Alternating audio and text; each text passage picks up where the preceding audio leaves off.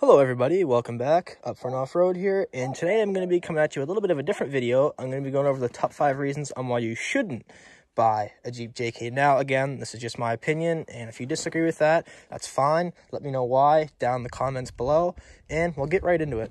So the first thing that you guys may have noticed, and I'll show you here, is that these Jeeps, they kind of have like a bucket-like design in the floor.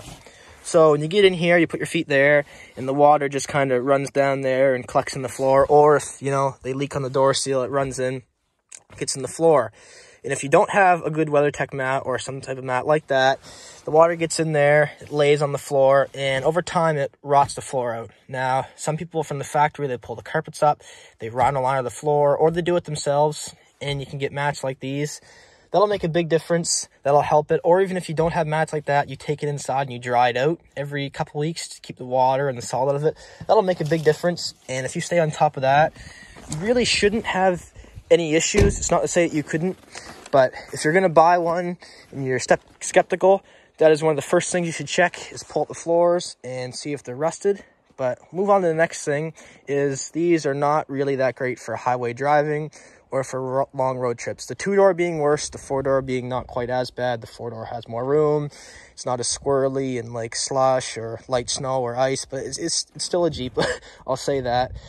So, you know, it's not super amazing on fuel, but if you're doing a lot of highway driving, it's definitely not as good as our truck or a car, for example. This gives like 11, 12 liters per 100, and it's on pretty much a stock size tire, so it's not super amazing on fuel. And the thing is, it follows like every dip, nook, and cranny of the road. Like, you really have to drive it the whole time, kind of like a both hands thing, and really pay attention, especially on the highway. If it's really windy, it just kind of blows the Jeep around. So that's something I've noticed, and I'm not really a super huge fan of it.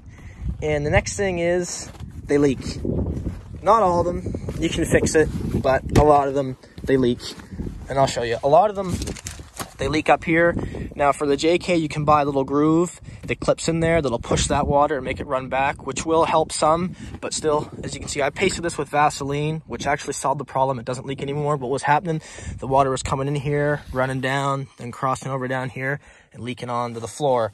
That can be a pain, and you know, some of them leaked when they were brand new, some of them never leak, and some of them just leak over time. It's not the total end of the world to fix, but it can still be a pain.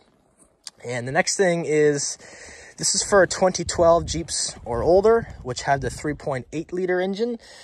And I don't want to say it's a bad engine, because it's not. They claim, I never owned one, but they claim it was actually quite reliable. But the power difference, you know, that engine is 202 horsepower compared to the 3.6 Pentastar's 285 horsepower, and it's 237 foot-pounds of torque compared to the Pentastar's 265 foot-pounds of torque. That doesn't sound like a totally huge difference. When the Jeep's stock, especially if it's not automatic, or even if standard is stock, it's really not that big of a deal. It's when you start upgrading, you go like a big wide set of 33s or 35s, and it would be way, way worse than a standard. An automatic, you wouldn't notice it as bad. There's still going to be power loss. And not that there isn't power loss in the Pentastar, because there is. It's just not as noticeable because that engine makes more power. And it is a more efficient engine too. So, you know, it's not really all that great. And if your Jeep's newer than 2012 and doesn't have that engine, well, then you're fine. It's not a big deal. But I would probably steer clear of the older Jeeps just because of that engine. As well, they also don't have the NAC 5-speed automatic transmission. Not that the other transmission's bad. It's not as good. I don't know exactly what it's called. I never, you know, really cared about them. So, you know, the next thing is stone chips and windshield chips. So, you know, when you're coming to oncoming vehicles, they throw rocks, or it's throwing your own rocks. Since the windshield's pretty much straight up, it catches almost everything. Like, a lot of people get cracked windshields with these. You know, it's not uncommon to have one every 2 or 3 years.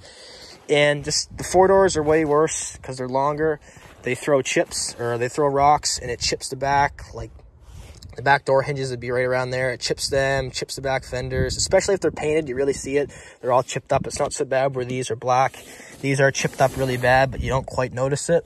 And these are also bushwhackers, so you have more clearance, but in return, it throws way, way, way more rocks up at the side of the vehicle. Like, you know, daily driving these in the mud or even on the highway with mud tires, no mud flaps, no running boards is definitely way worse. That's something I would highly recommend. Not as great for off-roading, but it will save the side of your vehicle from getting chipped up. You know, it'll make a big difference. But yeah, you know, like they throw rocks, they throw stones, they throw mud. It's really, really hard to prevent that. You know, I would probably get like a big mud flap, one that started about here and come all the way down. And a running board, same thing on the back. That would probably for the most part solve your problem, but it wouldn't 100% do it. And the next thing, like the windshield, there's really not a whole lot you can do about that.